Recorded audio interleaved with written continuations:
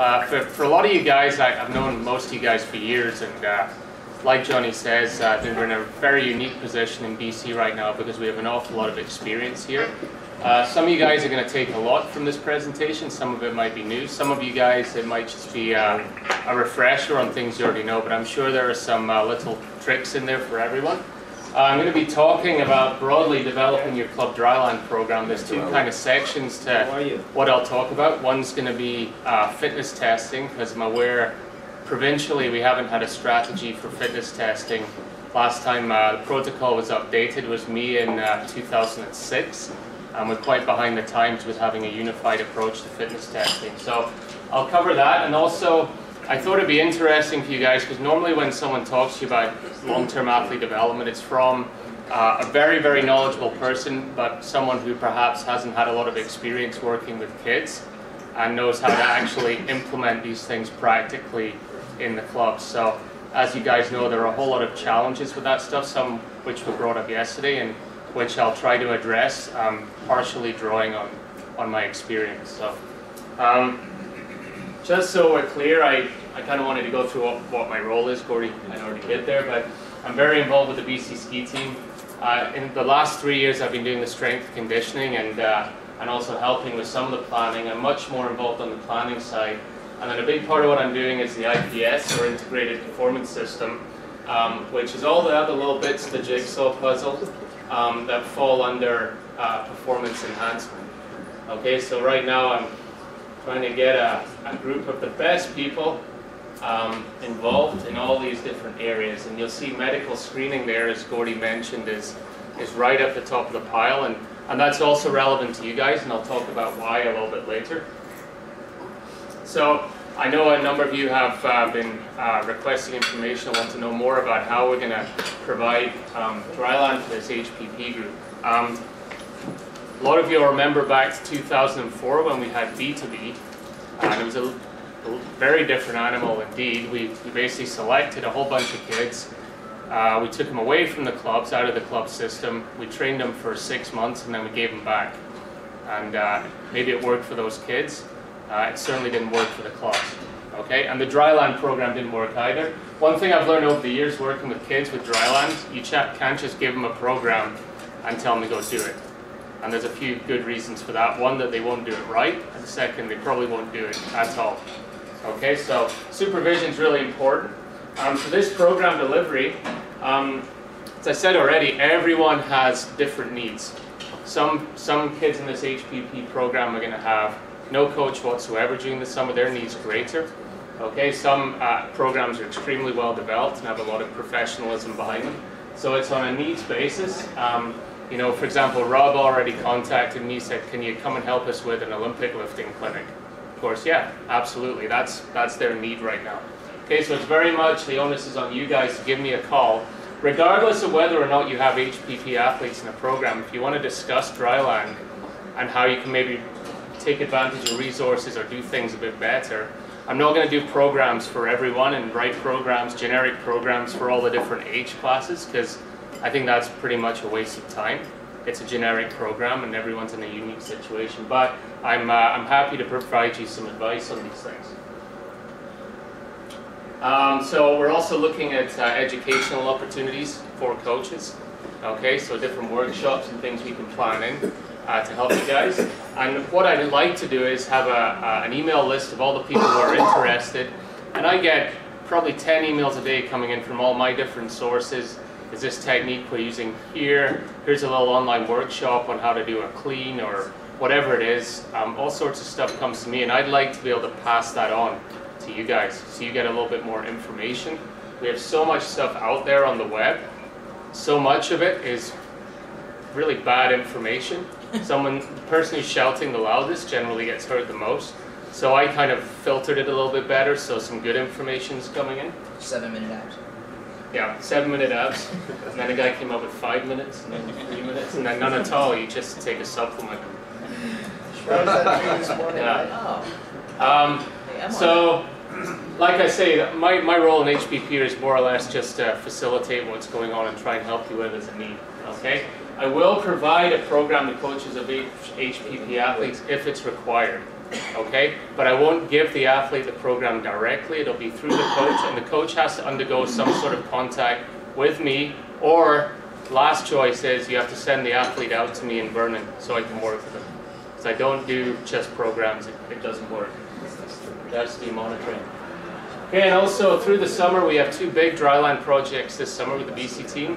First one's in Whistler in July. We've got about 3 weeks there.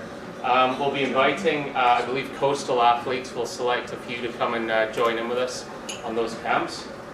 And then also out in the Kootenays, we're running a three-week block in Fernie, which will be more kind of Okanagan Kootenays athletes will get invited to those projects. Okay, screening and testing. So these are the 3 big aspects I consider important in screening and testing, and these are the 3 ones that we really focus on with the BC team: medicals, movement, and fitness. And generally, I'm making the assumption here, if I'm incorrect, correct me, but most people will focus on this aspect almost entirely, which is the performance aspect. And I think in our protocols, there needs to be more of a shift towards this. All of these things, you can either do full bore, fitness testing can be labs, it can be all the protocols, you can have all sorts of physiologists on board, or it can be less, it can be blood testing, simple protocols. It's the same with movement screening and medical. There's really not a lot of training or expertise required to do these things to an extent and be quite effective. So medicals, the big reason that medicals are important, everyone's heard of athletes who just suddenly drop dead for no reason in the middle of a game or in a sport. You know, there was one in the news just a couple of days ago towards the end of a marathon. Marathon, 18-year-old girl. Heart condition, 18-year-old girl, dropped dead. Okay, this is the big reason why medical screening is super important. Okay, we're trying to prevent this sudden death syndrome, which is rare, but it happens, and you don't want it to happen to you. Oops. Okay, so this is just what it is. It's a collection of different heart abnormalities that can occur, and they're underlying. They may be asymptomatic, the child, or it happens mostly in younger people. Okay, but all these things are just slight abnormalities with the heart that can be undetected. If you do a simple screen, even a questionnaire could maybe pick up if the athlete finds they're becoming lightheaded or having a hard time breathing during exercise. A simple PAR-Q would answer that. Okay, and you might pick up on something and go, well, that's not normal. So let's go and look into this further and take them to a doctor and get an ECG done and make sure this isn't a problem. Okay, maybe in that when they're at their doctor, they'll find a heart murmur. We've had a couple of athletes on the BC team who've then gone on to get ECGs done and got a green light. And okay, but it can be really simple just to do a basic screen for the athletes. Okay, the other things you can pick up, I have a questionnaire which also, we're not just looking at good health and the cardiorespiratory aspects, but we're also looking at, and often this doesn't necessarily come up in conversation with your coach, between the coach and athlete. What medications they're on, what for, it's pretty important. If they have allergies, history of injury, current injuries, concussion. You can formalize this in a document really easily at the start of your program to say, okay, we know all the facts here, we know what the health status is. Nutritional supplements is pretty important to you. So the top part of this upside down triangle thing is the full bore, kind of what we do with the BC ski team currently. We're trying to refine our process more with that. But we have a questionnaire type thing. We have a medical screen, and then we do blood work. So we check iron levels, complete blood count, urinalysis, all that stuff. Second part will be a more detailed questionnaire containing all the concussion, injury stuff. I have all these things on file, by the way, if you want me just to send you a copy of what I use. I have one for my clients who don't go to the doctor, one for BC team, all that stuff. And then this is the one that most people use. This is actually the one our physiologists ask for when we go into the lab test. That's just a PAR-Q. If you Google PAR-Q, it'll pop up as a PDF. Download it, you're done. Okay? And you've not just covered your athlete's back or made an effort, you've also covered your own back. Okay? So I'll talk about movement screening. This is probably, I guess, the most popular. It's, in my opinion, the most effective way to work with athletes on movement. It's called the Functional Movement System.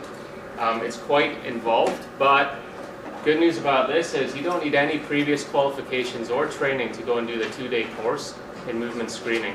And they're scheduled in the Lower Mainland quite frequently. And that gives you the tools to go and work with athletes on this stuff and start implementing this stuff in your program. So what for movement? This is where, and I see this a lot, quite a lot on the BC ski team. Maybe we've developed, we'll use the squat as an example because it's an exercise everyone's familiar with.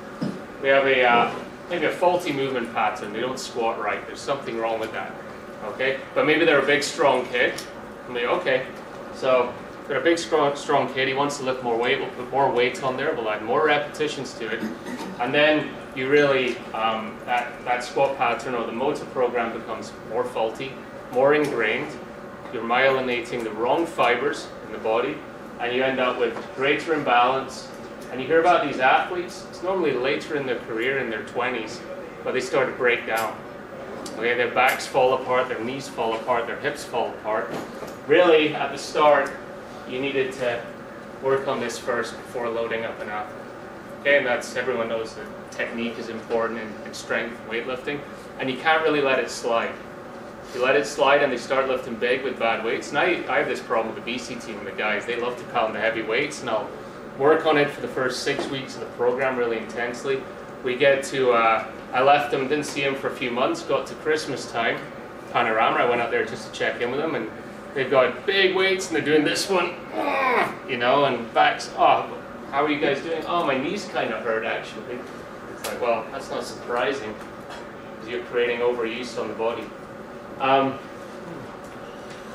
So I actually showed this slide last year. These are one of the huge reasons you do movement screening is to prevent injury. And for me, injury prevention is the #1 reason you do strength conditioning.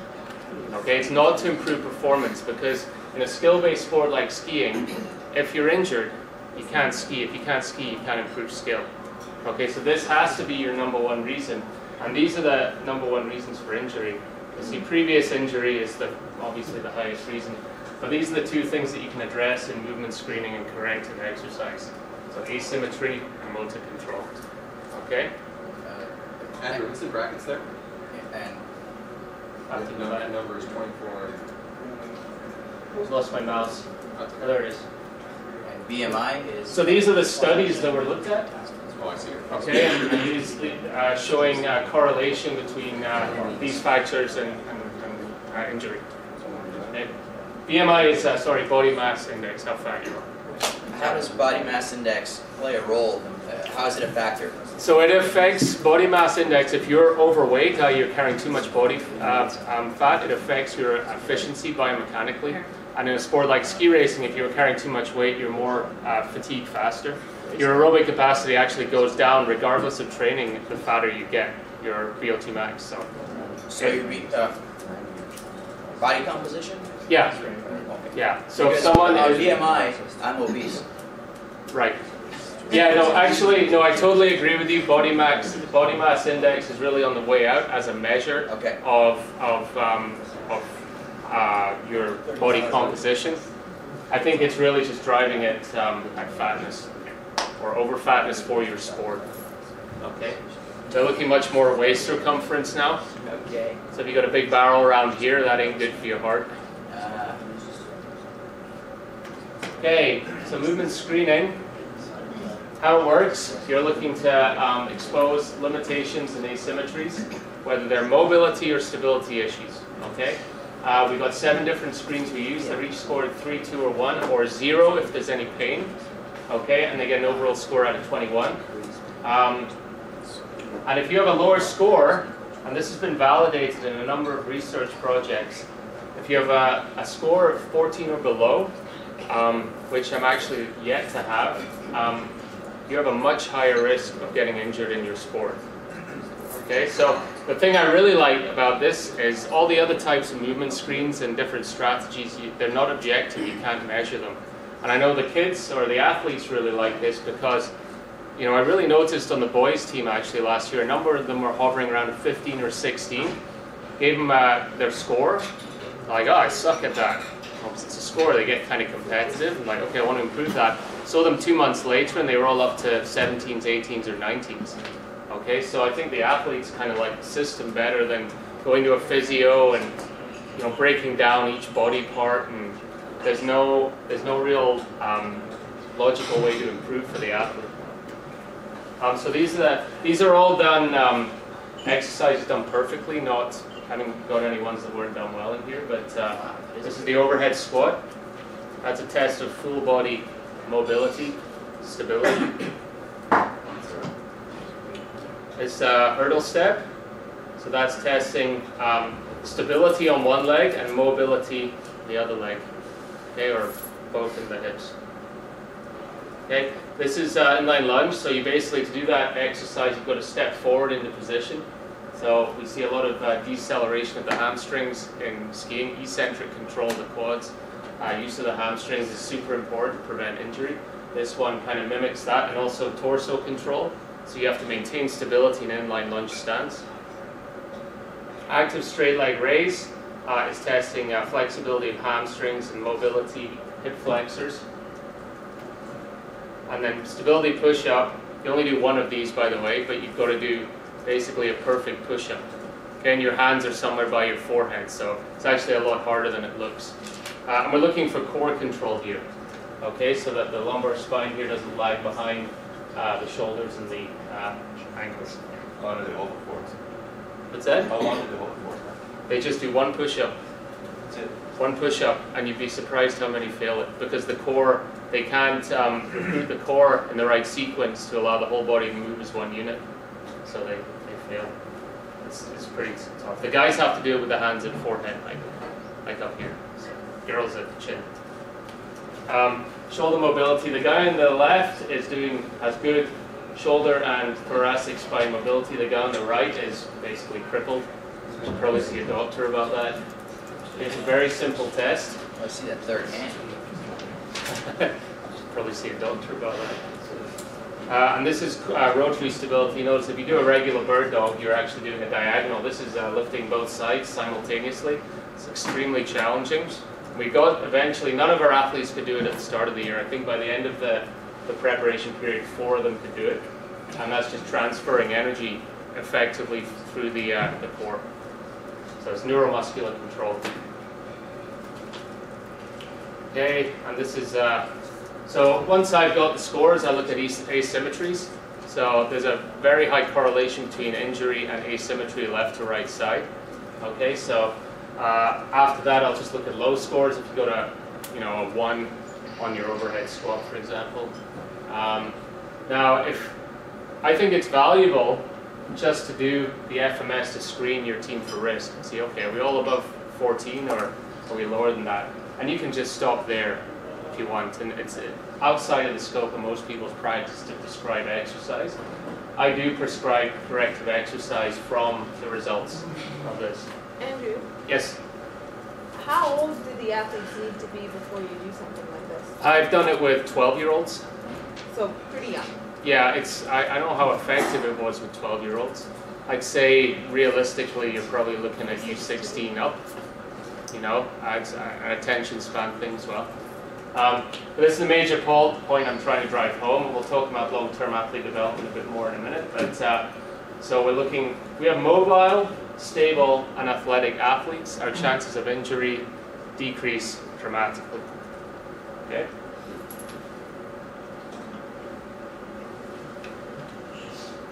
We got this covered. Yeah. Okay, so moving on. By the way, going back to movement, we have with Pacific Sport, we do have an abbreviated version of that whole movement screen. I don't like it as much, but it's way simpler and it doesn't require any equipment. So fitness testing protocols need updating, obviously. I think they need to be simplified, more focused on, yes? In about 2010, we actually went through the first 3 points. Did you? Yeah. I wasn't around in 2010. What we ended up doing was, keeping pretty well the same protocol, but eliminating some of the subjective tests or tests that were complicated to do, just so the clubs can do it simply in a gym with almost no equipment. Okay. And So it should be on BC Alpines. okay, I had a look. All I found was the L6 one, but you know what? Bear with me here because this will just be a review then. Okay, this is up to date. I do want to go through the concepts of what we're doing and why. I think it's really important, just as a refresher. It is kind of the time of year when people are fitness testing. Okay, the two most important concepts are validity and reliability. Okay, so if you're doing a test for alpine skiers, you really want to make sure it's going to tell you something physiologically. It's going to be related to the requirements of an alpine ski racer. Okay, and reliability is if you were to do the test the following week, would you be able to reproduce the same result without doing any training? Okay. These are the tests I looked at. Basically, I looked at the AIM document, went, okay, these tests are all pretty much good. They're pretty easy for everyone to implement. Everyone's familiar with this. And they all have a relationship or validity to alpine skiing. So I went through them. I don't use sit and reach. There's a number of reasons for that. Okay, I think with growing athletes with their different segments growing at different rates, it's not a terribly good one for developing athletes. And plus, it's only one aspect of flexibility. Okay, power lower body. There's an obvious correlation between lower body explosiveness and alpine ski racing. I think this penta-jump one is awesome, mainly because it measures eccentric control, so your landing mechanics and how you decelerate before you take off again. Okay, and there's more coordination involved. We've got lateral agility in our T-test. Okay, I find the Edgren test that it's maybe more relevant to alpine skiers, but it's kind of a little bit hard to measure accurately. It's easy to lose count and get distracted or not set it up right. So I like the T-test a little better. For pure speed, we've got anaerobic power, 40-meter sprint. Our energy systems specific test is the box test. And of course, you know, you've heard a lot of, you know, from Dave as well. Dave Ellis talk about the importance of aerobic capacity in skiers for recovery and or work capacity, so they can do more skiing. So we definitely want to monitor their aerobic power. Excuse me, Andrew. The penta, did you single leg as well as double? Yeah, really important. And that's where you see them when you see them stumbling. That's when their eccentric strength is not very strong. They can't decelerate before they take off again. So yeah, I think that's really important. One thing we've been doing, we've been on our testing is using the map and using the thing you can jump up and hit. And we're finding a bit of a difference. It's staying consistent, but the map seems to be more science-oriented and more clear, but the data doesn't seem to be as, I'm just wondering, do you think we should move to the map, stay there? Or is the reality of jumping up and tagging that giving us more amplitude? I would, if you have the mat, I would stay with the mat. Two different sets of data.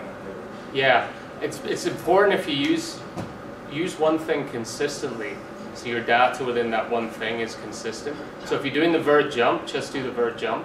If you can use the mat for everything, just use the mat. And the mat's great because the jump mat, I use the Myo test. It's a little different technology and it's a bit more complex, but it allows me to monitor athletes outside of the places where I know there's a jump mat. But the jump mat for sure with large groups is so effective. Just get on the mat, jump, step off, next one, Well, go. that's the thing. It's becoming more efficient, so we're going that way. It's just I wanted to make sure that data was relating to itself first. And it seems like Jump mat's awesome. I think the accuracy is probably greater than vert jump. Remember, you got this whole upper body element of vert jump trying to reach, which can skew things a little bit as well. okay. They seem to have a higher score when they're actually using the ladder to go up. Yeah. They're shooting for something rather than just going on the mat and jumping. Right. That's where the values Right. come down quite a bit actually. Yeah. Especially the younger kids.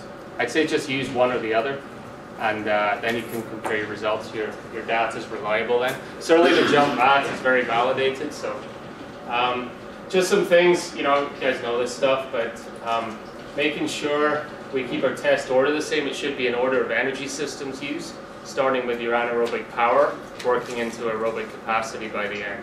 Okay, so you don't want to do the beat test first, because that's really going to skew your data. Same time of day, circadian rhythms. You don't want to try and do power testing at 2 in the afternoon. That's going to skew your results. Try and follow the same process each time. Okay, their rest should be the same. Surface should be the same. I'm really in favor of using gymnasiums rather than going outdoors, because outdoors you have a hard time controlling hot, cold, humidity. All those things are going to affect your performance in tests. And also try and keep the altitude the same. Between sea level and 4,000 feet even, there's not going to be much difference in testing, but as soon as you get above there, your power test might improve. That world long jump record that I don't even know if it still stands, the Bob Beeman record, that was produced in Mexico City at a high altitude. You get better results in power, but your ability, the partial pressure of oxygen is lower, you're going to get worse aerobic results. This goes back to some stuff we were talking about yesterday. It seems like a lot of you guys are measuring for peak height velocity. I'm going to talk about windows of trainability a little bit, just as a refresher, because I think it's really important stuff you should refresh on every year. It is important, it needs to be long term, and it needs to be accurate. That's all I say. If you do it differently each time, or you only take a couple of measurements a year, or you're looking at 1 year as that's my data, that's going to tell me about peak height velocity. That's not the case. So try and be, if you do it consistently. Yeah, so we'll have a look at what you mentioned there, said. I was oblivious to that whole thing. So. The one thing we didn't actually update are the norms. Right. And some of the old norms that we had, when looking at like 5 years data, they seem off. So yeah. It would be good to look at that part too, especially with the age change. Right. With regards to normative data, and this really just came up in the last couple of weeks, but we really want to get the database going, and I can actually administrate the database now and get data coming in so we can create better normative data. And you need quite a lot of data. I know I looked at the AIM document and kind of some of the results there. I'm like, nah, that's a pretty low bar for athletes, or that one's a little bit off. Definitely we need to do that, but we need to collect data provincially for the different age groups. Yeah. Do you have enough information to be able to create targets right now, basically? I mean, I can pick numbers out from my experience, you know, off the top of my head. You know, I know for a ski racer above level 10 on a beat test, it's acceptable, and for girls, and for guys above 11 for skiers. You don't have to be a gazelle. And would that help you guys to have BC Alpine identified targets, which essentially is Andrew's eye as his subjective opinion on where could you be at certain levels? Yeah. Again, it's a suggestion. I'd rather we spend 3 years compiling all the results. I'm doing a good job of that, but I can definitely, I know what a good test result is and what's not. Okay, so I'll talk a little bit about LTAD and then how we can actually put that into practice in our areas. So LTAD, you know, that's actually the next one. 3 different sections I'll talk about. Growth and maturation, those basic principles that I think we just have to keep reminding ourselves of when we're coming up with these strategies provincially. Looking at physical literacy, windows of trainability or sensitivity that Steve Norris, was it last year Steve Norris talked about it? I mean, that's his thing, so I'm stealing a lot of this from him, of course. Early, middle, late specialization, what that means for your clubs, and aim to win. Okay, these curves really speak volumes to me in terms of when we're doing things and why we're doing them. Okay, so I think most importantly for our sport, we look at this neural curve here, and that's referring mainly to the central nervous system. You can see by 7 or 8 years of old, that central nervous system is at 90% complete in development. Okay, so that means it's like a sponge; it's ready for input. So you basically, that's the time you want to be doing a lot of skill-based activities between about 8 and 12 years old to really start myelinating those circuits and those movement patterns. Okay, and that's what it does. The more repetition of a certain sport, a certain movement, is going to bring make that movement natural for that person rather than trying to pick it up later. So that's super important. The other one that's really important for me is knowing our hormonal curve, i.e. things like testosterone and estrogen, really comes into play. And again, there's a lot of individual variance here, but around 14 to 16 years old, and it can happen way younger, it can happen way older. Okay, but we start to get those influences which allow us to train more capacity-based stuff.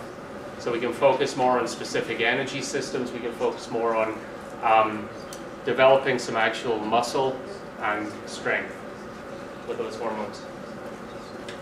A little bit of physiology, some basic stuff, why kids are different and why they can't be trained the same as adults.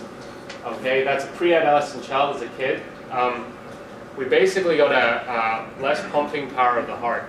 Okay, so stroke volume is how much blood your left ventricle ejects in one beat. It's really important for your cardiac output, which is a huge part of aerobic power.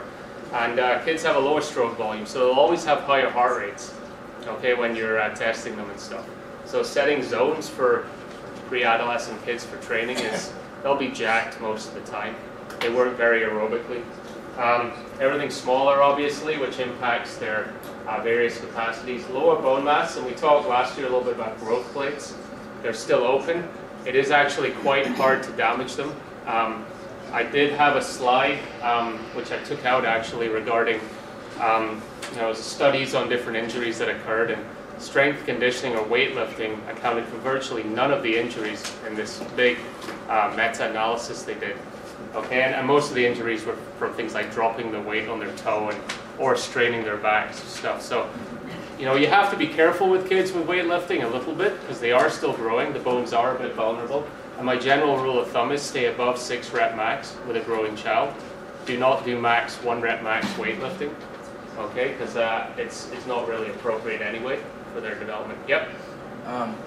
I've heard quite a few times something along the lines of, if growth plates are still there and all that, which is what you're supposed to use peak height velocity to help determine, you should probably introduce kids to weight training and that type of stuff, but mostly with body weight training, yep, as opposed to lifting actual dumbbells and barbells. Right. Well, let's remember that strength training, any type of resistance training, is a skill like anything else. So, for example, Olympic weightlifting, if I could, and I had the athletes, the athletes that were mature enough to deal with it and focused enough, I would introduce complex weightlifting before they grew. And so those motor patterns are there, and they've learned how to do that, rather than waiting until they're 17 or 18 years old, which is a reality when we normally teach this stuff. But I try and start younger with light broomsticks, light bar. They actually build special barbells for kids now to learn with. So it's movement learning, not really weight training. Exactly, and there's actually a correlation between kids who strength train pre-adolescence and the progression being faster when they weight train post-adolescence, because that neural circuitry is already fired up. Their gains are much faster than the ones who never strength train. So I do believe it's done differently. It's definitely not as structured, but it's an important part of the program, teaching a kid how to squat properly when they're young. Even if it's just with a medicine ball or with a partner or something, just learning how to. Okay? Talked about lower levels of hormones, difficulty with heat and cold. They got a lower surface area, they're carrying less body fat generally.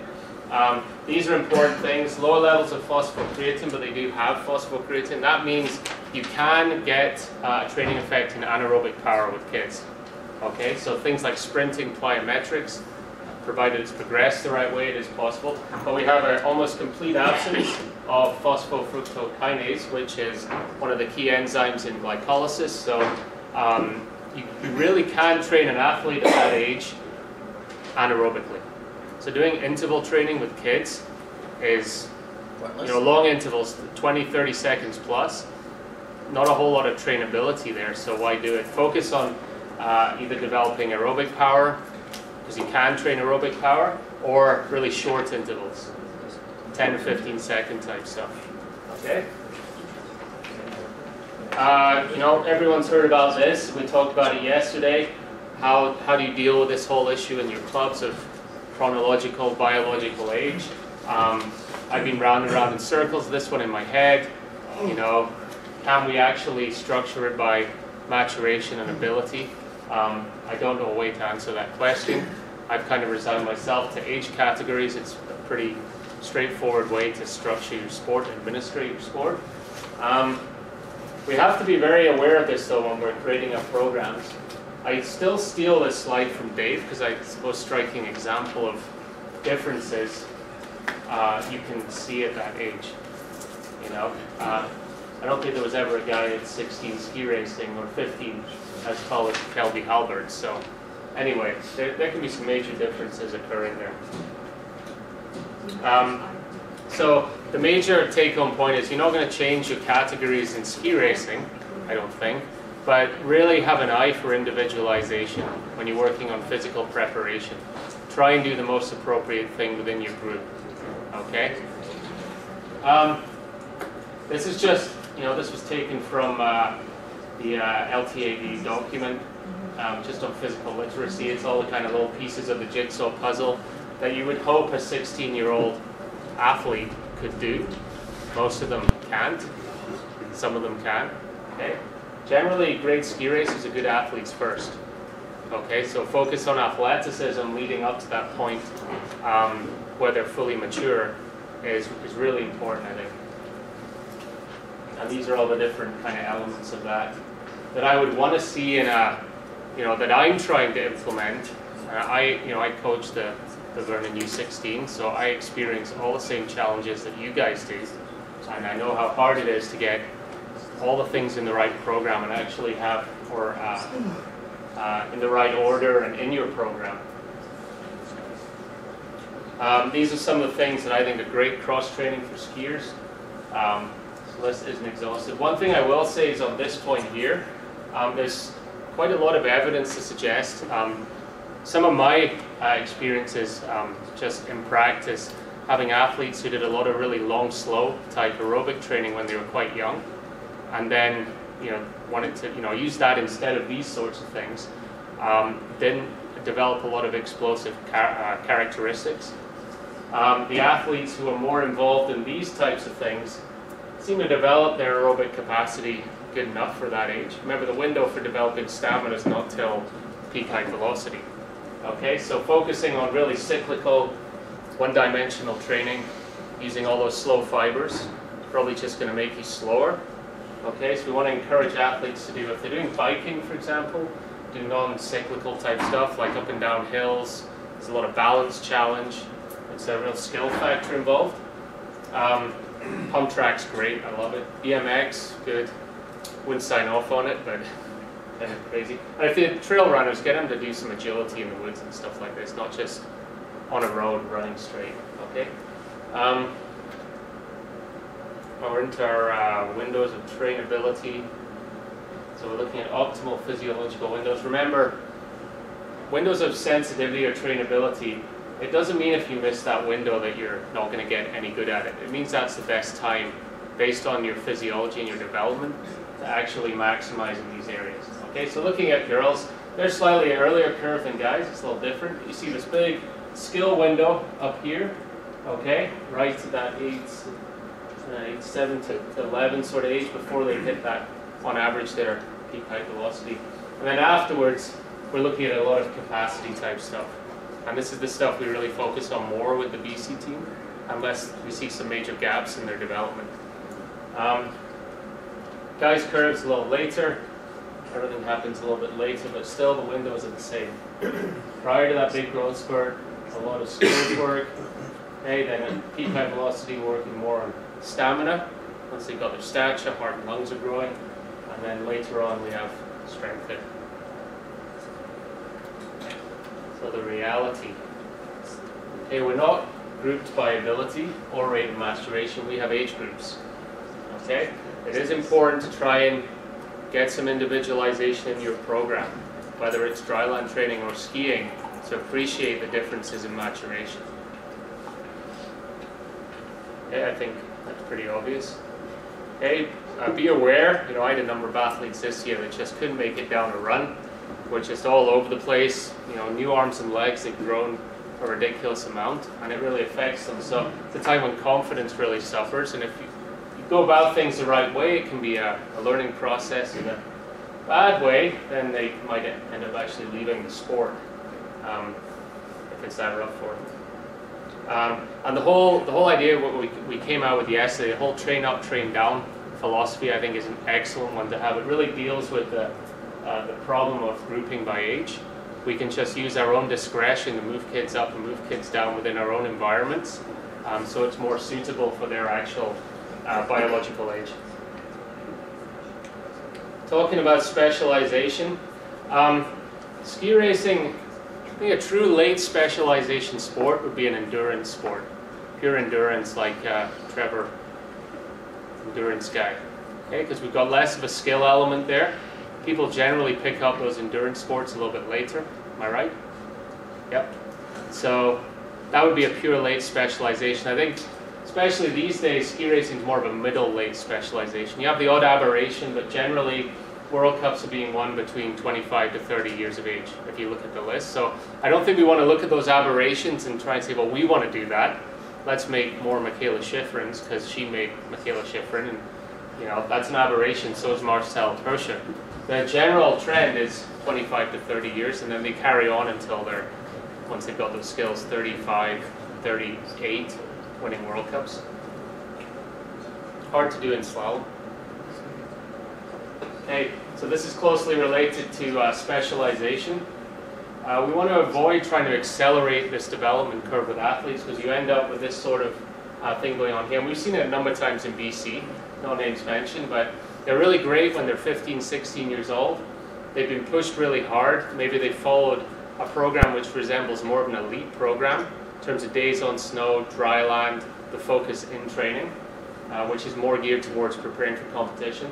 And a lot of these athletes don't make it, they just burn out. So I'd suggest that it's really important to remind yourself when you have a real hotshot on your team to always go back to the fundamentals, the ski skills, and try and resist that. And it's difficult, you know, because parents get involved as well, and everyone wants to win. We're all competitive.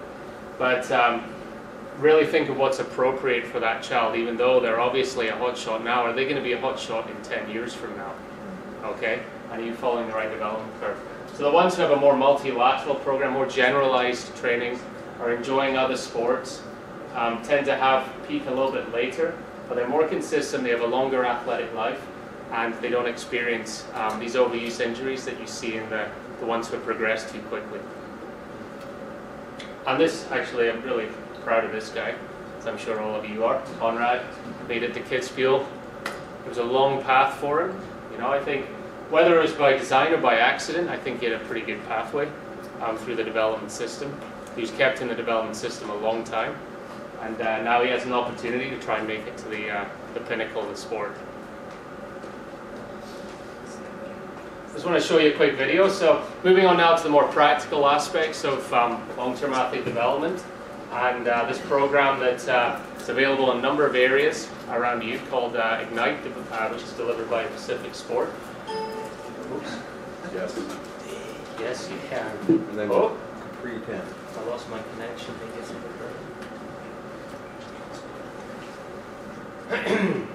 oh, it's gone again. Okay. Let's start again. There we go. Okay, don't worry about that. Get a bug.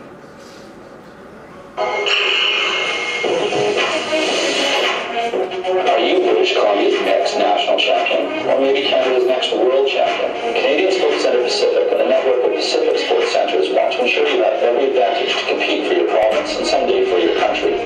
The Ignite Athlete Development Program targets eligible athletes between the ages of 14 and 17 in the train-to-train stage of the long-term athlete development pathway, with the aim of building complete champions. Ignite focuses on the elements of athleticism that build a well-rounded competitor: balance, strength, speed, and explosive power. The curriculum is divided into three main movement streams deemed important for long-term athlete development. These streams are delivered by experienced specialists in each area and include gymnastics, track and field, and resistance training. Through the Ignite Athlete Development Program, your game will be taken to the next level. Ignite introduces young BC athletes to a high-performance lifestyle and aims to improve their athleticism, physical literacy, and fitness. This program will provide a solid athletic foundation, decrease the risk of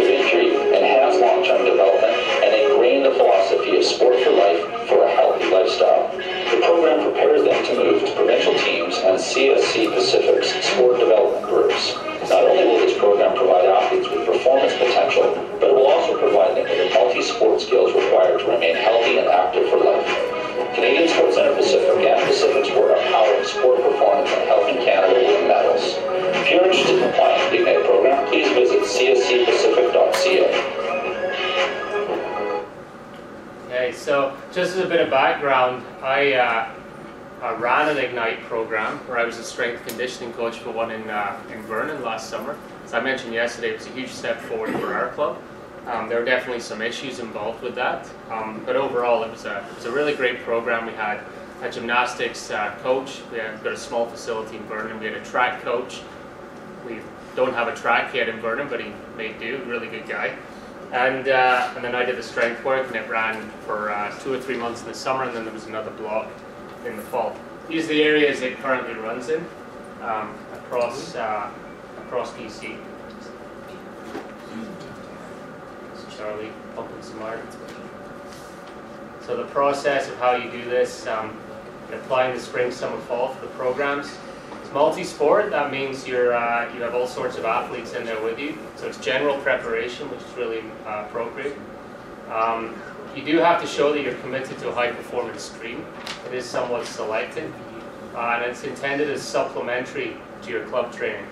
Okay, so it gives you just a little bit more expert input in these different areas of athletic preparation. So that would be the age range within our LTAD that it's appropriate for. For me, I would like to see all our HPP athletes involved in if they have a local program, to be involved in it. I don't believe that would take anything away from your club program. If nothing else, it would enhance it. And it would give these guys some access to just more expertise. You know, I'm not a gymnastics coach, certainly not a track coach. I don't try and do those things unless I really have to. I'd much rather someone who's an expert in that area show the kids how to run properly, how to bound properly, how to flip properly. You know, and those are all really fundamental athletic skills. So the advantage is it's low cost because it's well subsidized. You get expert coaching. It does respect LTAD. You get a strong foundation from it. And you get to work with other athletes from other sports, which is it's a pretty cool environment to be in. It's not just your ski club, the regular people you see. I'd say there's definitely some challenges, which I'm sure some of you have already experienced these challenges with the program. It's only available in certain areas. So, for example, the one in Vancouver is in Richmond. So if you live in North Vancouver, you're looking at probably an hour, hour and a half commute through rush hour to try and get to Ignite. Okay, so that is a bit of a challenge. The one we have in Vernon won't even run this year. We're going to do our own thing, possibly teaming up with the freestyle group in Vernon. So it is a bit of a challenge. It's not run everywhere, so it's not that inclusive. And also, only a few athletes from your club are actually going to get into that program. So what about everyone else? Okay. My idea is, why not just incorporate all those principles in your club program if you can? Okay, so using some external experts where possible. So using a gymnastics center if you have one, kind of put that in your plan for maybe a month, 6 weeks. Okay, if you've got older athletes or even younger athletes, I guess, maybe an Olympic lifting clinic or at least a progression, educational seminars, track coaching, set up more things outside of your regular environment to challenge the kids. Okay, there's all sorts of partnerships I think can be made within an area. Okay, I think the last one's really important. I think I talk about it a little bit more later on, or soon hopefully. But professional development within the area of dryland. How many coaches here are certified in training? One. Okay, certified in training, any certification. Okay, so like I think a level of education or input is really important to do a good job. There's a lot of things you can pick up on with just a few cues from an instructor. I don't think you have to be, as a ski coach, or want to be a personal trainer unless that's a life goal of yours. But I think, and I'll show you a bunch of resources at the end, just getting more input externally from experts is really important if you're going to be leading a dryland program. Okay. Okay, so I just went through all the different stages. You know, I said I'd talk about the practicalities and what you should do at each level of our LTAD. So, U12 model, mostly it's just trying to facilitate participation in other sports at that level. skill-based activities. I would incorporate some gymnastics with that group in the fall. So you're really focusing on some basic athleticism and movement. Any club dryland is more focused on play. Okay, we've got no physical testing at U12 level. And one thing we're going to be doing in Vernon is providing, through our local sports provider, a list of the local sports clubs and activities. So trying to be a bit more proactive about getting kids into complementary sports. Andrew, you don't suggest any kind of physical testing at all? U12, I mean, the attention span of a 10, 11-year-old, their growth, it's mostly attention span, to be honest. I don't know if there's a lot to be gained from that personally. Yeah, you would do, exactly, you do height and weight, you do the growth curve stuff. What's that? Physical testing and medical screening are two different things, right? Yes.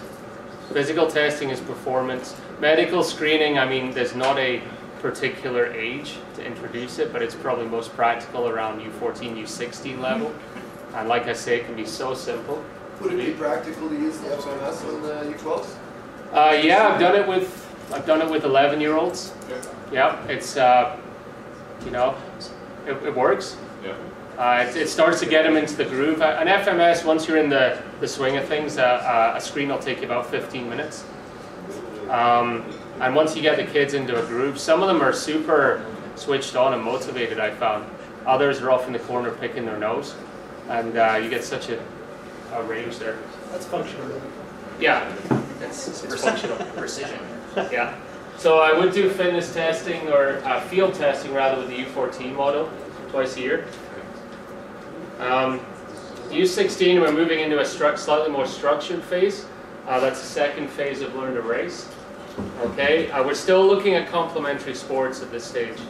Okay, we want to have gymnastics and track. I would consider as integral to your program from July onwards. Structured strength conditioning begins at this level, working more on these types of exercises. Yeah. I have a question. These last few slides about the U12, U14, U16, can you send that to us? Yep. Yeah, So sure. that coaches have a few ideas. Absolutely. Yeah, so we're looking at the lower resistance, quite a lot of repetitions, mostly working on that neuromuscular connection. Okay, you're not going to get any size out of these young kids. Well, maybe U16 you would actually, some of them. But you're mostly focusing on developing good motor patterns. Okay, elliptical basics. And we maybe test 3 times, again, your field testing, that group. And then finally, we're in our U18 model, and we're getting into the older athletes in the club and then provincial ski team. So this is kind of the model we follow. We're continuing with complementary sports, provided they don't really interfere with the regular training program. So we're continuing on a recreational level with these sports. We're doing a year-round periodized training program for those athletes. I always periodize in some gymnastics work early in the program for these ones. Now we're actually starting to see some real gains in hypertrophy, strength, and power. Continuing really to work on technical mastery at that level. And then these athletes, they're over their, most of them, all of them are over their growth curve. Okay, so we're able to start more on work capacity, more cyclical. You know, the BC team, there's a whole bunch of road biking. I really believe in that. So we want to create workhorses at this stage that can handle a lot of volume when it's required and handle things like altitude. Yeah. Okay. Because this is something I hear from super specialized physical trainers that look at the ski racing workload. They go, well, they're on the hill for 45 seconds. We don't need to train aerobically. You should focus on power, lactic acid resistance, all that stuff. But yep. So why should we do these bike rides? Okay, so if we look at all the venues where this is the first point, when we look at all the venues where we train and where we race, are they at sea level? No. No, they're at altitude, which is something that's really underappreciated. And the effect of altitude on the body, if you're not very efficient at oxygen delivery at altitude, you're going to accumulate lactic acid way quicker, and you're not going to be able to recover in between runs. Okay, so that's one reason why, that's the biggest reason I think why aerobic power is super important. We're also, if we go back to all our growth and development stuff, we're at a prime window for developing stamina. at this stage. So that's another reason why aerobics more important. And thirdly, the anaerobic system doesn't take as much time to develop. Okay, so we've got a period of about 3 or 4 weeks where we can focus on that in the gym. But remember, if you take the year as a whole and think about how much you work anaerobically on the hill, it's a ton, and that's anaerobic training. Okay, so really it makes sense to spend the majority of the rest of the time fine-tuning the aerobic system so you can actually handle it. Okay, but if you do anaerobic training all the time, it's really hard on the body. The chances of you going into an overtraining or overreaching state are much higher. So I have probably about 4 weeks at the end of my preparation phase for U18, U21, actually periodized in for anaerobic interval training. We do some work in the velodrome, you know, which could be considered a type of interval training in the middle of the summer. It's 1 session per week. We'll do longer intervals. We'll do threshold type intervals where they're going as hard as they can up a hill for 10 or 15 minutes. Okay? But this is fun, and you know, a lot of people would disagree with me on this, but fundamentally I'm a ski coach as well, and you got to appreciate all the variables that go into training, how long the competitive season is. Aerobically fit people tend to stay healthier as well. Not only can they handle more, they're going to stay healthier. If you're not healthy, you can't train well. If you can't train well, you can't race well. Okay? Challenges. This is the last part. Difficulty with attendance, getting your athletes to show up. Really tough. I found with the multi-sport thing and having it all formalized through Pacific Sport, my attendance this summer and fall was, I had at least 10 athletes at every session. It was awesome. And that's from U16 and Phys. So definitely get more attendance that way. Financial limitations with hiring specialists. You got to look at the pros and cons of doing that and whether it's worth investing in. There are some really great people around. What else can I touch on here? Some areas don't have the facilities. You don't have to do gymnastics to become an excellent athlete. If you don't have a gymnastics center, figure out something else you want to implement regularly that requires a lot of athleticism. Okay, so I'm really into this first one. Really look at your local network. What's there? What can you really take advantage of that's going to enhance your program? Okay, if you can, it's a big step for some, but combine forces with other sports clubs. You know, for example, like I said, we're trying to combine with the freestyle club. It would increase our critical mass, but also we got a different feel to the environment as well. Yeah, these kids train all year together. Don't be an island. Duffy? Yeah, no, that's Callahan. It's Mike Janik and Broderick Thompson leading the peloton there. These are all the resources which I'll somehow get to you guys. These are all the websites I kind of go on. This one here, I have over 100 videos of my own on YouTube. Me doing lots of bench press, flexing, obviously. But I know there's lots of fun stuff. You could say, oh, you know, pick some ideas out of there. I'd like to use that one. That looks good. There's a great conference that's happening up here in a couple of months, the Okanagan Strength Conference. I went last year. It's a really high quality couple of days. And honestly, if you're quite interested in dryland, I would recommend coming up to that conference. Find that at strengthconference.com. And all these other things. That's an exercise technique database, xrx.net. All sorts of good stuff there. You get these. The first two are certification organizations. And then I kind of touched on this yesterday, but we're doing. I'm currently revising the conditioning module for the Coaches Federation. So hopefully by the fall, I'm not really sure on the timing, but hopefully that's going to be available as an online module. So you won't actually have to go somewhere and sit down for 2 days. It'll just go on like the ski cross module, for example. You go on, you do your thing, safety module, and then you get your green light. Okay? Sweet. It probably took too long. Bang on. Any questions? 1 minute over. And are you going to share that with us? Yeah, sure. I can somehow I'll figure out with Gordy how I can get those slides to you. Yep. Yep. Thank you. Thanks, Andrew. Okay, thank you, Andrew. And we're going to have Jim Taylor just 3 minutes.